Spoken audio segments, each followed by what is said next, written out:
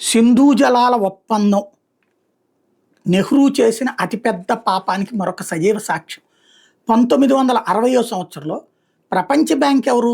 అదేమన్నా అమెరికానా? లేకపోతే కెనడానా? లేకపోతే ఫ్రాన్సా? బ్రిటనా మధ్యవర్తిత్వం చేయడానికి?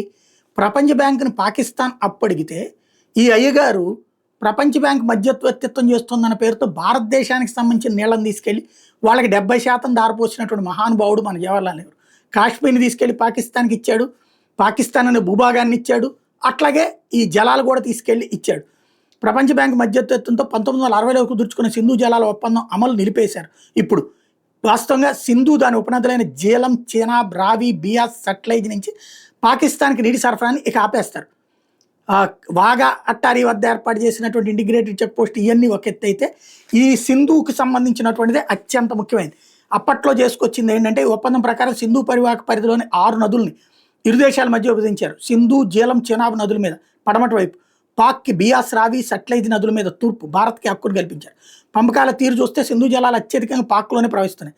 సాధారణంగా భారత్ తాగు సాగు అవసరాలకు తూర్పు వైపు ప్రవహించే నదుల మీద ఆధారపడుతుంది. పడమటి వైపు ప్రవహించే నీటితో పెద్దగా మనకు పని ఉండదు.